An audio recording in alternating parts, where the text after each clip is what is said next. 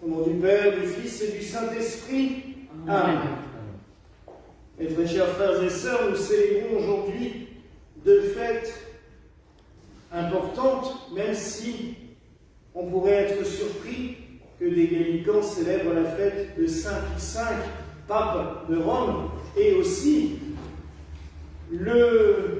celui que l'on considère comme un liturge et celui à qui l'on doit la messe traditionnelle romaine, qu'on appelle encore messe de Saint Pie V. Maintenant, ils appellent plutôt ça le rite extraordinaire, mais ça reste la messe dite de Saint Pie V. Alors, il faut expliquer quelques petites choses. La deuxième fête étant la conversion de Saint Augustin, suite aux prières de sa maman, Sainte Monique, que nous avons célébrées hier. Saint Pie V, nous le célébrons chez les gallicans pour deux raisons. Déjà parce qu'il est liturge, c'est lui qui a été élu au moment de ce qu'on appelle le Concile de Trente, donc ce concile qui a, après la réforme protestante, j'allais dire, a remis un petit peu, comme on dirait l'Église au milieu du village, en insistant sur les vérités de la foi catholique, c'est-à-dire la croyance en la présence réelle du Christ dans l'Eucharistie. Quand nous célébrons la messe, le Christ est réellement présent, et ce concile a demandé à ce que les rites eucharistiques soient célébrés dignement, correctement et de manière solennelle et pompeuse, j'allais dire même, et c'est de ce concile aussi qu'est issue une période architecturale et décorative très connue, parce qu'on en a des très beaux exemples en Alsace notamment, qui est l'art baroque, puisqu'il fallait que la liturgie soit solennelle, voire même pompeuse. Saint Pie V, lui, contrairement à ce que l'on croit, n'a jamais célébré de sa vie la messe qu'on lui attribue à l'heure actuelle, puisque Saint Pie V est entré à l'âge de 14 ans chez les frères prêcheurs, les dominicains, et qu'à l'époque, les dominicains avaient un rite de la messe tout à fait particulier, et que Saint Pie V a célébré toute sa vie le rite dominicain, car il était une tradition dans l'Église, c'est que le pape, quand il célébrait la messe, gardait son rite. Déjà, les pères dominicains, quand ils devenaient évêques ou cardinaux, continuaient à célébrer le rite dominicain.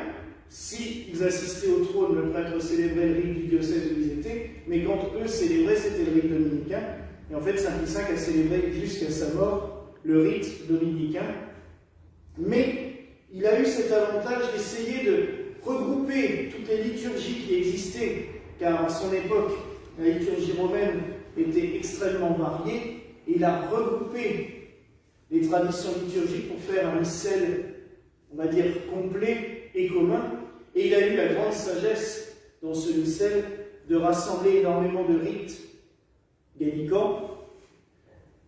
Et c'est pour cela que, encore maintenant, les historiens parlent du rite romain révisé par Saint Pie V sous le nom de rite romano-franc, c'est-à-dire qu'il mêle adroitement les rites romains et les rites francs, gallicans.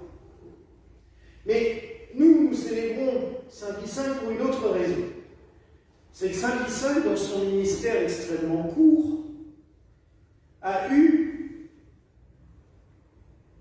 à traiter un sujet qu'on pourrait se dire un petit peu léger, qu'un pape n'aurait pas forcément eu à gérer, mais il en a fait toute une lettre, toute une exhortation apostolique contre les corridas. Saint Pie V s'est élevé officiellement contre les corridas. Et il a même voué à l'excommunication majeure les prêtres et les fidèles qui participeraient à ce genre de spectacle. Il allait dans la lettre qu'il a écrite, qui est splendide, je l'ai publiée ce matin, il en vient même à traiter la corrida, ce que je pense, moi personnellement, j'en suis convaincu, de rite satanique.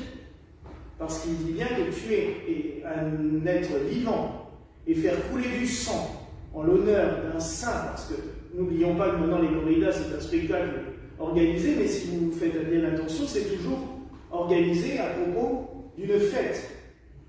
La feria de Pentecôte, la feria de Pâques, la feria du 15 août, on le lie toujours à une cérémonie religieuse. Et même, j'ai encore vu à Mimizan il y a 4 ou 4 ans, on emmène la statue de la Vierge de l'Église jusque dans les arènes pour qu'elle bénisse les taureaux qui vont mourir. On tue les taureaux en son honneur. Non. Et Saint Pie V expliquait clairement dans sa lettre que cela est un rite satanique. Et c'est vrai que tous ésotériste connus ou non connus, mais qui connaissent les traditions ésotériques, disent bien que tout rite où on fait couler du sang, animalier ou humain, on n'attirera jamais la bénédiction venant d'en haut, mais alors on révèle tous les esprits nocifs et négatifs possibles et inimaginables. Et donc Saint Pie V a pris cette mesure violente, il faut le reconnaître à l'époque, parce que l'excommunication était... À l'époque, c'était quand même quelque chose de violent. Maintenant, quelqu'un qui serait excommunié, il dit « Non, je m'en fous. Tant pis, je ne vais plus à la messe, ce n'est pas grave. » Mais à l'époque, c'était être sorti totalement de la vie sociale, parce que tout tournait autour de l'Église. N'oublions pas qu'à cette époque-là, tout tournait autour du Christ, de la Vierge, des dévotions. On était baptisé. Être sorti de l'Église, c'était être sorti de la vie publique. Donc c'était un acte, il a posé un acte fort, un acte considérable, je dirais, qui n'a malheureusement pas été beaucoup suivi parce que son successeur n'a jamais voulu mettre en pratique cette lettre et ces actes. C'est dommage, parce qu'on le voit quelques années après, vers 1621-22, au moment de la canonisation de Sainte Thérèse d'Avila, qui est la plus grande sainte espagnole, réformatrice du Carmel, et pour célébrer sa canonisation qui avait lieu à Rome, dans toute l'Espagne, en 3 jours, on a tué 657 taureaux. On a organisé des corridas dans toutes les villes d'Espagne, on a tué des taureaux pour célébrer sa canonisation. Ouais, je pense que ces pauvres bêtes n'avaient pas mérité ça, et que Sainte Thérèse d'Avila n'était pas forcément très heureuse non plus, mais bon. Voilà, vous voyez à quel point on a pu aller. Alors, je n'ai pas prévu de faire un discours animaliste aujourd'hui, mais je voulais citer Saint Pie V car c'est intéressant. Et en même temps, je voulais un peu le réhabiliter parce que souvent, les églises hors Rome, comme nous, gallicans, les catholiques, l'église protestante, ont un petit peu tendance à considérer Saint Pie V. Oh, c'est à cause de lui qu'on a eu la messe en latin. Oh. Mais il faut arrêter de voir les choses avec nos yeux modernes. À l'époque, il n'y avait que ça. Et il y avait soit la réforme protestante qui était dans des excès extrêmement violents, et forcément, la réforme catholique a été aussi, elle, dans des excès extrêmement violents. Mais il faut toujours se replacer dans le contexte historique. Alors, je le fais aujourd'hui avec Saint Pie V, mais comme beaucoup de gens et de commentateurs feraient mieux de le faire aussi depuis ce matin, quand on voit les mêmes réactions sur l'empereur Napoléon. On célèbre aujourd'hui les 200 ans de sa mort. Mais on a les gens qui, à l'heure actuelle, le voient avec nos yeux modernes. Ah, il a fait des guerres par milliers. Ben oui, mais bon, à un moment donné, toute l'Europe était en guerre. Donc, si lui ne rentrait pas dans le jeu de la bataille, la France était en veille. Il faut aussi, n'oublions pas que l'Europe entière en voulait à la France à cause de la Révolution. Et qu'on voulait nous le faire payer de toute manière. Alors je ne justifie pas, c'est clair, ça ne justifie en aucun cas les millions de morts qu'il y a eu à l'époque. Mais n'oublions pas non plus ce qu'il a laissé à la France. Parce que dans ce cas-là, Saint Pie V, on peut aussi lui reprocher la bataille de Lépante qu'il a gagnée contre les envahisseurs turcs qui étaient en train d'envahir l'Europe. N'oublions pas que c'est l'époque, Saint Pie V a quand même connu des batailles assez violentes, celle de Lépante, mais aussi, c'est à la même période qu'on a voulu que les Turcs étaient en train d'envahir Vienne, en Autriche. C'est pas loin, hein.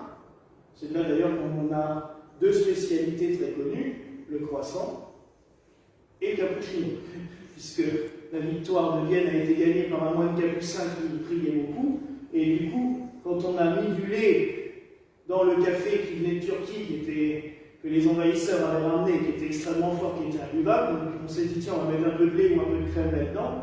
Et du coup, ça donnait un truc qui avait la couleur du vêtement des pères capucins. Et on s'est pensé à ce brave père capucin qui avait prié pour faire gagner la victoire de Vienne. Et du coup, on a créé le cappuccino. Et le croissant, ça faisait le croissant turc qui a été fait en forme de viennoiserie. Donc, on a gardé quelques bons souvenirs de cette époque.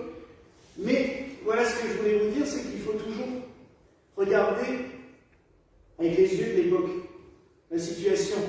Si maintenant on prend Saint-Pie V, on se dit, ouais, bon, à part avoir engueulé les protestants et chasser les Turcs qui envahissaient l'Europe, non, il a fait énormément de choses dans un ministère très court, mais surtout, il nous a apporté beaucoup de choses. Je pense qu'à l'heure actuelle, si nous avons autant de connaissances sur la liturgie, notamment la liturgie gallicane, c'est parce que lui, à un moment donné, il a figé dans les faits tout ce qui existait. Il a pris la liturgie romaine qu'on célébrait à l'époque, il l'a figée dans les faits, ce qui fait qu'elle n'a, à part quelques iotas, elle n'a pas changé entre 1572, sa mort, et 1970, où on a validé le nouveau rite.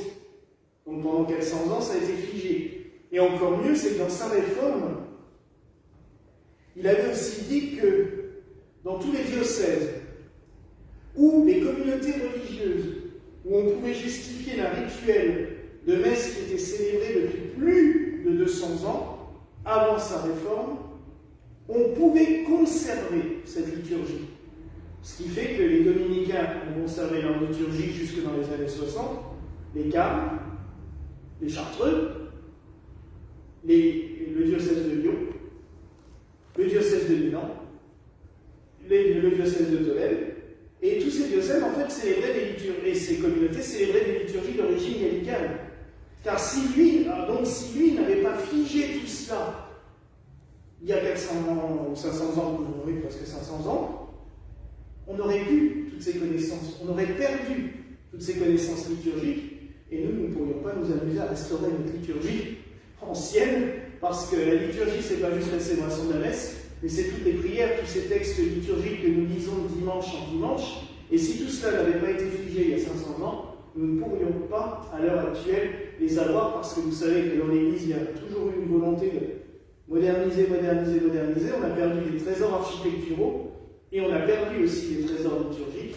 Donc, nous pouvons rendre grâce vraiment au pape Saint-Pie V de ce grand travail de liturge qu'il a fait, de ce travail de conservation. Et nous pouvons lui rendre grâce, comme je le disais, pour cette position courageuse contre ces tortures au nom de Dieu. Et nous en revenons à ce qui est écrit sur le monument qui est dans notre jardin, où nous prions pour tous les animaux victimes des sacrifices animaliers au nom d'un motif religieux. Car à l'heure actuelle, c'est quand même toujours pour des motifs religieux que l'on tue le plus d'animaux au monde. 180 millions d'agneaux pour la Pâque chrétienne.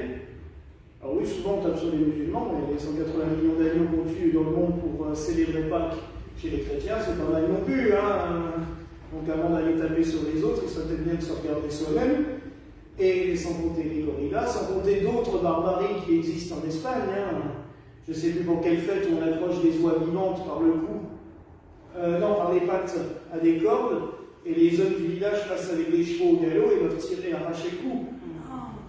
On jette des âmes vivantes du haut des clochers pour célébrer certaines fêtes. Toujours en l'honneur d'un saint, les pauvres saints. Mon Dieu. Mais donc, vous voyez à quel point la barbarie peut aller. Et nous avons donc, au XVIe siècle, un pape courageux qui s'est élevé contre cette barbarie, et surtout, comme il le dit lui-même, contre ces rites sataniques.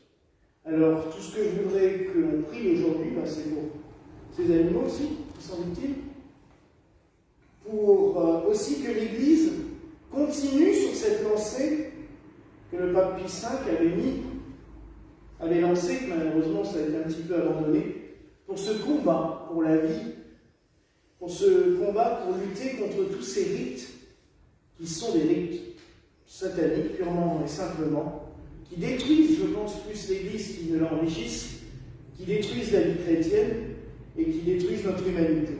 Donc prions pour cela, puis durant la prière offertoire, nous prierons aussi pour le repos de l'âme de l'empereur Napoléon, puisque même si certains reprochent de le commémorer, ce n'est pas forcément le commémorer, mais prier pour le repos de son âme, car comme tout chrétien, et il est mort en chrétien, même si dans sa vie n'a pas toujours fait preuve d'un grand et farouche amour de l'Église,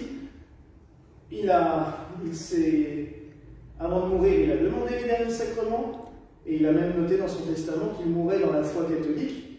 Donc, prions pour le repos de son âme, car cela fait 200 ans qu'il est parti, dans des conditions quand même épouvantables.